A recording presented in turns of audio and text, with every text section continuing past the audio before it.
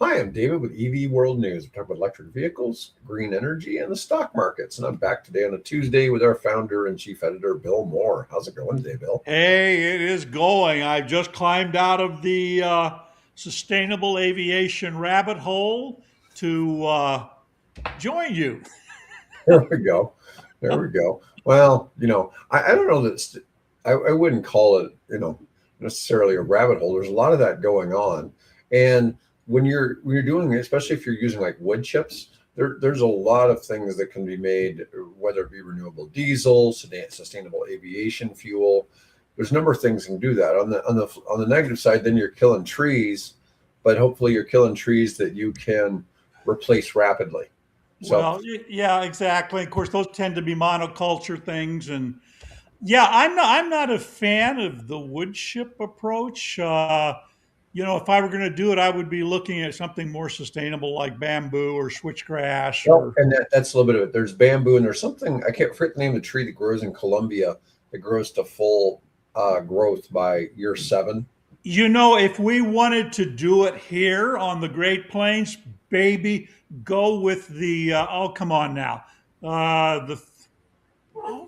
The trees that spring up in our yards voluntarily. The dandelions. No, not the dandelion. Oh, come on, Bill. It's the silkworms like to eat. Oh, I was Anyway, we get the birds eat this. Why can't I think of the name right I now? mean, I get But lots anyway, of mulberries and other stuff. mulberry. There you go. It's mulberry. Yeah, We they have spot up pretty mulberries fast. everywhere. Yeah, I don't know if the trees ever get thick enough that you could really harvest them to use them for this, but maybe there's enough. I don't know. I can show you some fences up here that have them that big around growing into the fence line. So they get, I don't know what the life cycle is on them, but if you want to, you could probably do mulberries and you get the mulberries you can feed to the silkworms or whatever, but no, So I'm interested more in the photobio reactor approach, which uses seawater and CO2 you take off of power plants or whatever, and hydrogen, and you make a very clean, very acceptable, aviation jet fuel. I know one of the projects I'm involved in, we can manufacture renewable diesel from wood chips using the Fischer-Tropsch process invented by in the Yeah, country Germans. that we're both from. Um, anyways,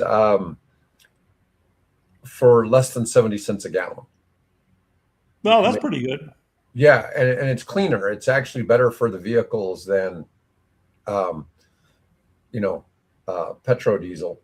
Right. So, um, there's another type of diesel called biodiesel, and that comes from corn, and that has some negatives. So that there's some negative features to that where it's not necessarily been good for engines. So Yeah. Yeah. there are different ways to look at some of that. But anyways, That's a whole other area. It has to do. I'm interested in it because I have this wild idea of putting micro turbines in series hybrid hydrofoils. okay, And so you can extend the range beyond what is typical with current battery technology. Think of it as the early BMW i3 with the range extension engine. right. You know a guy that had one and drives all over America in one, right? Well, it's finally gone kaput. Oh, has it finally? Okay. Well, Yeah, after I think it got to the point where you just can't charge it anymore. well, that's probably a battery issue at that Yeah, case. I don't know if it's battery or it's the actual charging makeup on it. I know. Um, I think he's getting another one. Honestly, I think that's what he's looking at. He likes it, right? Yeah, he likes the In i3. fact, we could probably talk about what's going on in China with respect to new regulations regarding extended range electric vehicles, EREVs. They just passed it, and I think takes effect here fairly soon. I have to go look up the article, but fairly quick. So that's becoming a huge, huge market in China is the extended range vehicle. Yeah, I don't think that picked up on my list today, but I wanted to start off by talking about something going on in south of the border in Mexico. So there's more than just margaritas and tacos going on down there. Um, Oh yeah, Olina. the Olinea EV Yep. challenging Chinese dominance in the Mexican market. So, There's a story we can get to in a moment. oh yeah, Mexico unveiled its first homegrown EV, the Olinea Uno, priced at 150,000 pesos, which is about $8,600 US Eighty-six hundred for a dollars. June 27 launch. It's a six-seater mini car with a 14.7 kilowatt hour LFP battery. Now, that's pretty damn small. That's Well, a it's in battery. the Kia, the Japanese Kai, well Kai, I guess, Kai Okay. class. Yeah, but Um, it's 100-kilometer range. That's only 62 miles. 50 kilometer per hour top speed. I mean, this is a low speed car. Okay. it's a low Uh, speed car. It's designed for Mexico City. yeah. And I mean, 50 kilometers per hour is only about 35 miles per hour. It's not even Yeah. that. Um, Charges in 48 hours from household outlets and costs just 49 centavos per kilometer to operate, undercutting both gas cars and low cost Chinese EVs. Designed by Mexican technical institutes, targets young drivers in rural markets where range speed requirements are lower. Shows emerging markets developing their own solutions rather than depending on Chinese imports. Yep. That is, A long time ago, it had to be 10 years ago, I was invited to get of a very guy very much inside of this whole EVs in Mexico thing, and I actually got to see some of the very first Chinese electric vehicles imported into Mexico down there, and believe me, they were junk. You really wouldn't want to buy one, but that's what they had. Well, they finally have come up with a vehicle to counter that, which I find the very last Volkswagen Beetles, you may or may not know this, were actually made in Mexico. And there, if you go to Mexico City, well, like I did a decade ago, they were running everywhere. So I think they came up with a plan to sort of combine the Japanese Kai cars and the Chinese versions of that with the Mexican technology, which is kind of interesting. no, I think it's great that this is happening. But, when I look at the low speed vehicles, still, it's not quite as entertaining. But I mean, it's not bad looking for No, $8,600. no. And again, it depends. If it's designed for urban, things where you've got a small family and uh, that's ideal for it. Why do you need some great big thing like we have here in the States when a vehicle like that would be perfectly suitable for their environment? Yeah, they got the Mexican president there sitting in it, Yes, yes, Claudia yeah, Sheinbaum. yeah, yeah. Yeah, this was announced. This project was announced. Wow, at least 5, 6, 10, even maybe 10 years ago. Well, I I know. recall us reporting on this about a year ago. Yeah, well, it was even old. It was even older than that. Hmm. Yeah, it's just you know, So now the question is, will it find its way north? That's I don't know. We'll have to see. I mean, do you do probably from a regulatory perspective? We'd obviously it's because it's low speed. It would come in as a low speed electric vehicle, which we have like provisions for, in most states. So, could fill that need.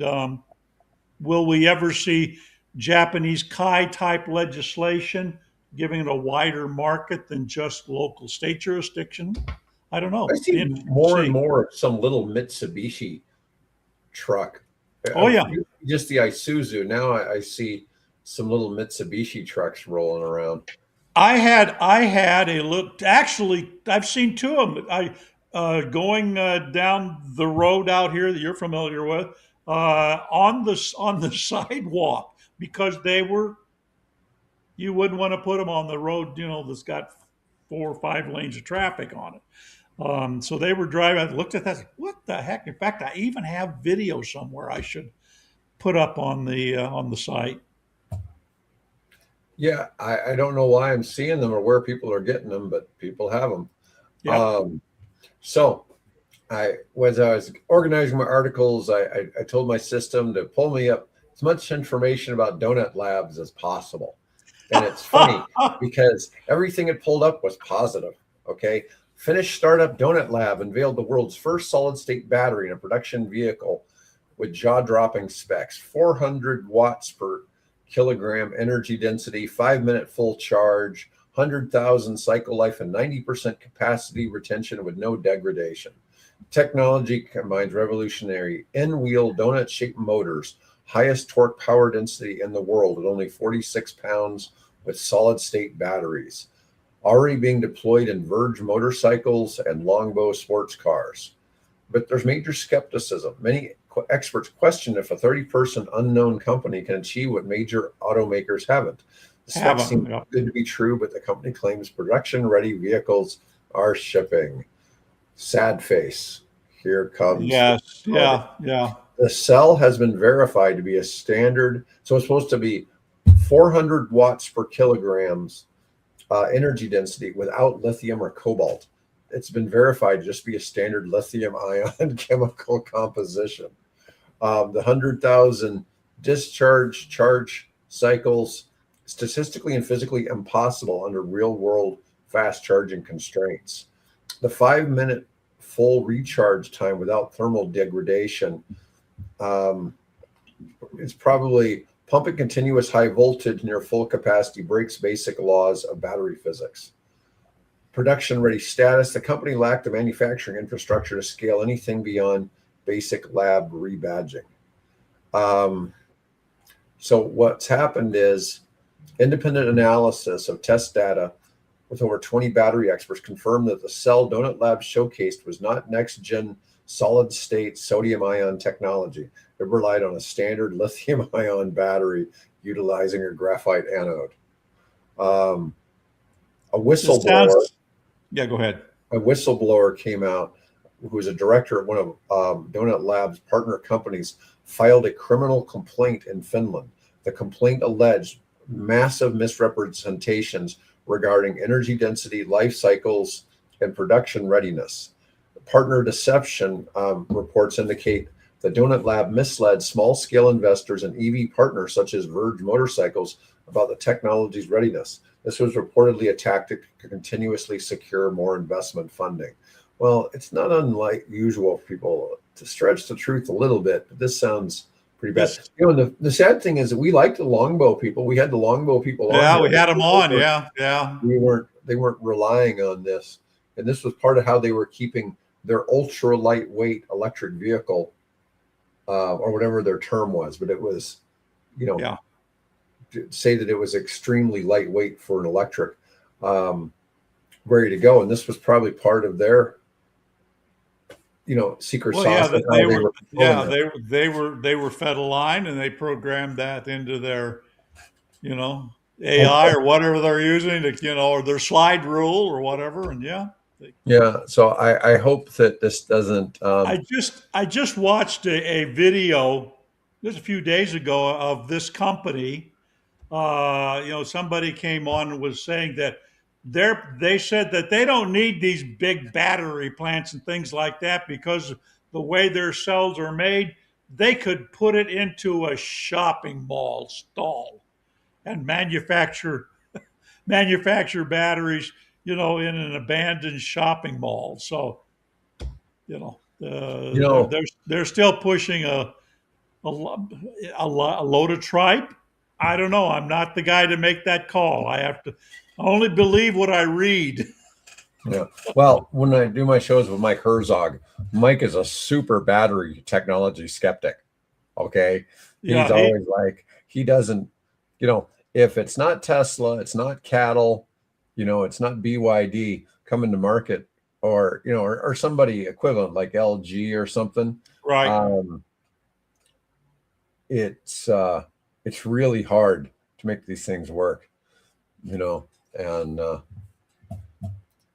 well, it could be Chinese money attacking them. You know, the truth is, Owen, we want to see these things succeed, but Oh no, yeah, no kidding. we're trying to be in the clean energy business, and there keeps being people who clearly aren't clean in this energy business. When we deal with stuff like this, with the guy from Mullen Automotive, the people from Nikola, Yeah, that's I the name I was criticize the thinking canoe of. guy a lot, and we just keep seeing these things fail.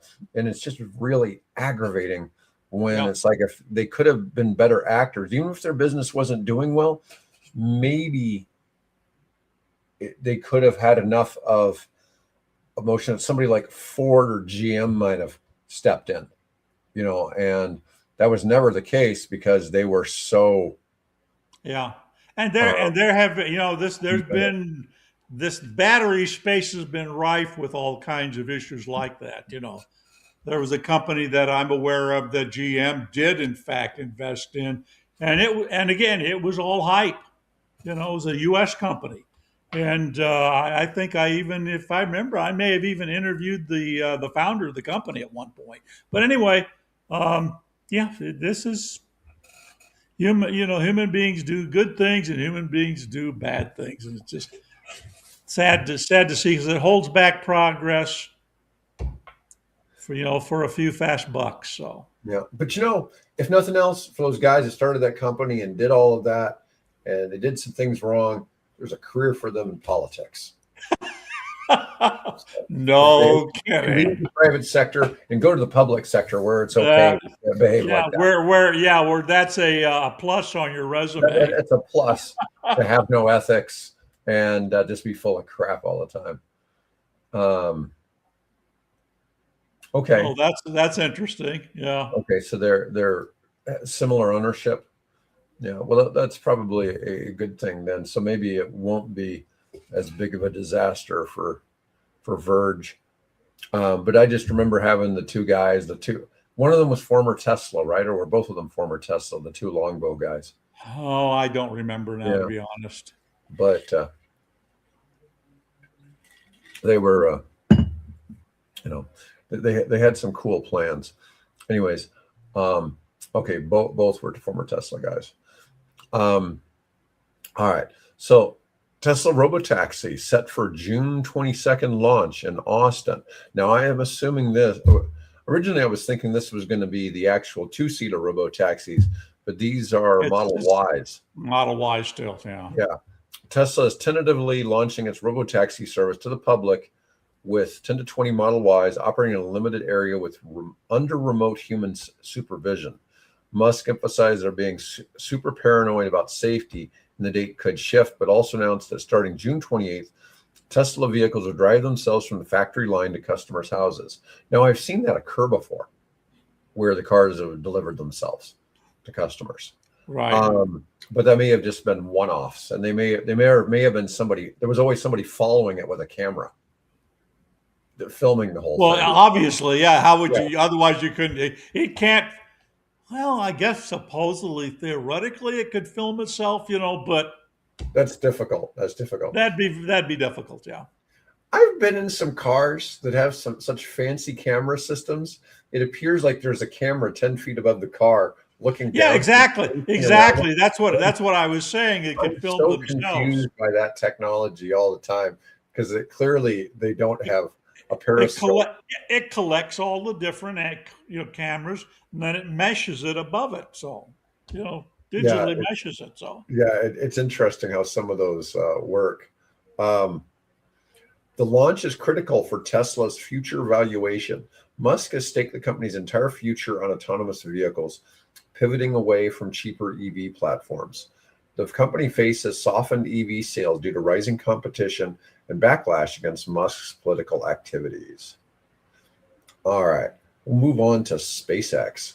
The SpaceX, in an unprecedented move, has set a fixed price IPO at $135 a share. So it's not a range ahead of its roadshow, targeting a 1.75 trillion valuation, the largest IPO in history.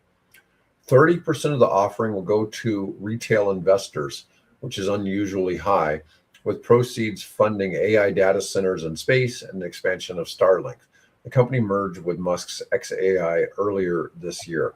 Now, what that means is 70% is going to institutional buyers and 30% is going to retail individuals. Yeah. Yeah.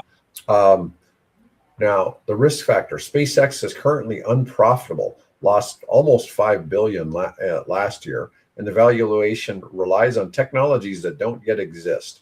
Mars missions, space-based AI data centers at a 93.7x trailing price to revenue.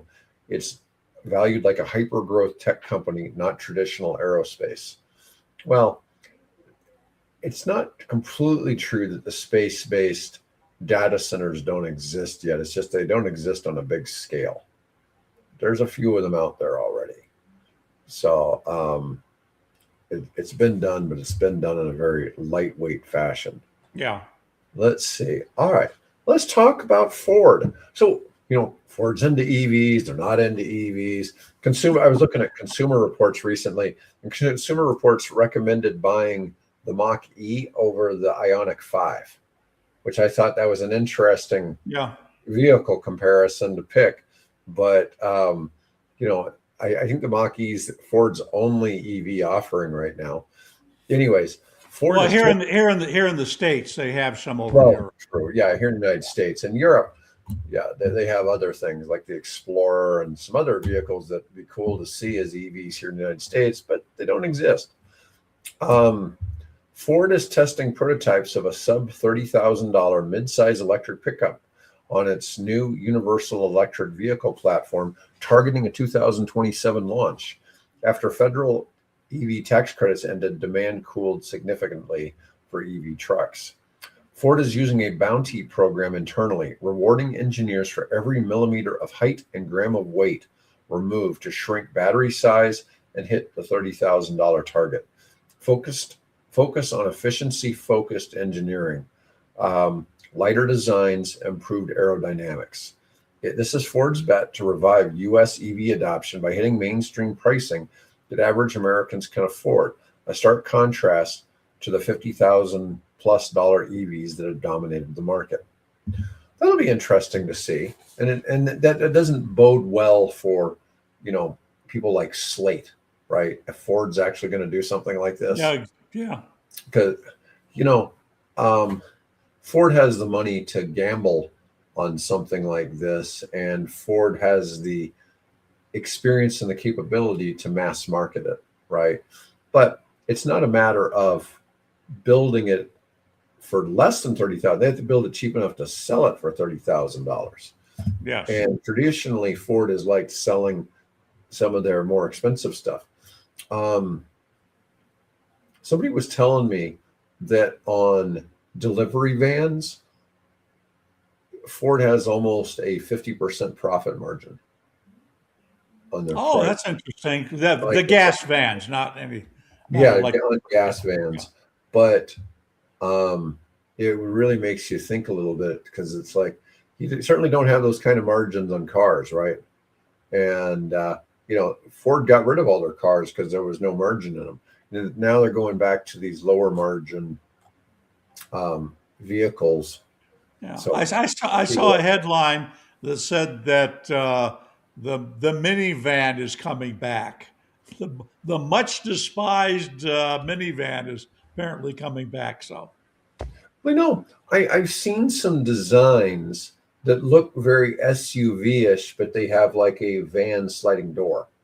Right. And Which I think you can get the styling right. I don't think it looks so bad, right? Yeah. I've my favorite of all of them has been, I owned one once, a Honda Odyssey. I think the Honda Odyssey was done well. So, what's really been popular for a while and it's hard to obtain is the Toyota Sienna hybrid minivan. Gets Yeah. 36 highway and 36 city, which is really good gas mileage considering how many people that can carry around. Hmm. But they have Toyota's got like a 1 year waiting list on damn things.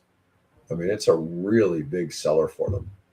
Oh, it's I know in the Uber and Lyft world, it's one of the absolute best vehicles somebody can drive for being a driver because it qualifies as a larger vehicle because it holds 7 passengers, Right.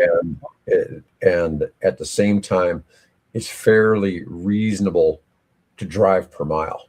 And Yeah. of course, it's Toyota, so it's hyper reliable, right? And so there are some minivans out there. I mean, it's definitely more affordable to drive than it would be like a 7-seater SUV, you Yeah. know. But they're hard to find. Hard to find. Um, let's see. Tesla Semi conquers the grapevine. Fleet operators amazed. Covenant Logistics completed a 2-week California trial of the 500-mile long-range Tesla Semi, including a fully loaded run over the demanding Grapevine Pass on I-5, which has a 6% grade, one of the toughest tests for heavy trucks. Drivers felt unmatched confidence compared to diesel, highlighting regenerative braking advantages on steep descents. The driver was amazed by performance. Commercial viability is emerging.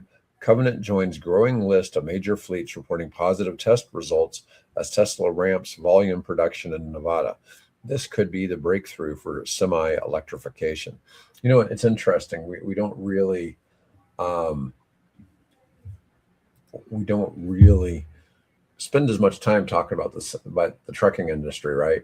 And it's interesting kind of to see where that's going. We've had hopes and dreams of different things, different technologies. Hell, we were even hopeful about Nikola when they announced a partnership with Walmart, and then that fell apart because Yeah. Nikola, Yeah. Yeah. you know, thought Do maybe. we do we know what they were carrying? Was that a full load? I mean, it was a full load of potato chips or toilet paper or a full load of TV sets or something? I didn't see what that. That's what I'm looking at. I'm looking at the article and I don't see what it I was. used to hear people try to tell me that Pepsi was only the Pepsi Teslas were only hauling potato chips. And it's like not true. They were only hauling sodas. It says here it was just all it says it was fully loaded, so We're going to not assume whatever. that's the full 82,000 pounds. Well, if we know the weight, if it was 82,000 pounds, it could be. I thought that's 82,000 pounds worth of toilet paper. All right. Let's see. All right. My last article is about the Wavefly 5X. Yeah, I'm glad you touched on that one. That's Yeah. interesting. Yeah. So China's Wingcraft, the Wavefly 5X, flies inches above the water at 53 miles per hour. The Navee, Navee, known for scooters, debuts the Wavefly 5X, China's first consumer wing-in ground effect craft that flies inches above the water at 53 miles per hour. Built from carbon fiber with tandem wings, carries 309 pounds, travels 50 miles, and signals a new recreational mobility category. Navee is courting global distributors for this blend of marine and aviation tech. Shows China's aggressive push into the alternative mobility beyond just EVs, expanding into air and water transportation with innovative designs. Yeah, Um, you want to pop the. I have a photograph of it there on oh, the you home do? page. Yeah, if you scan down and then you hit the summary, you'll see a full size photo of it. Yeah, I was kind of looking for. Oh, wow.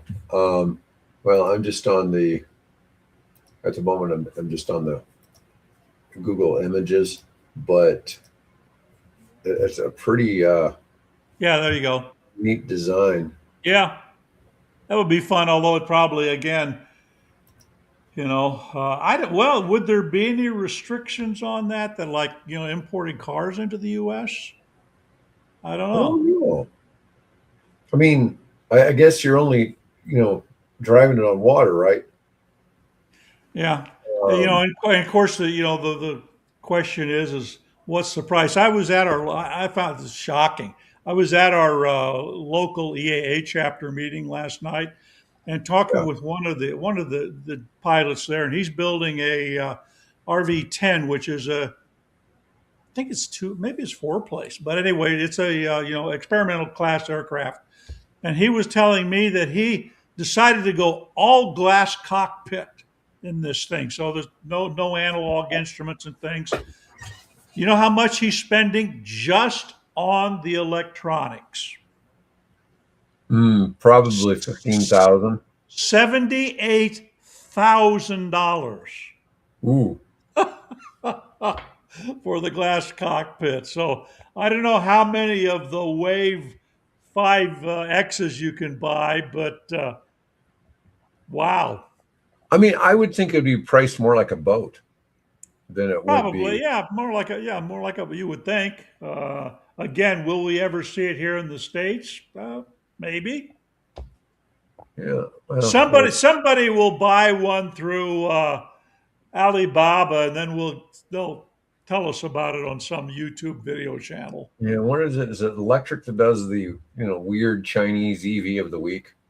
Yeah, yeah, right. Yeah, You know, probably yeah. You never know when you're going to get that one out. He'll bust out another trillion. trillion. Yeah. Yeah. All right. Well, folks, that's all we got for Okay. today. I should be back on Friday with engineer Mike Hey, Herzog. by the way, did you guys do the Friday show? I couldn't find it to We link to. didn't. Mike Uh, got stuck out of town somewhere. okay, all right, Yeah. understood.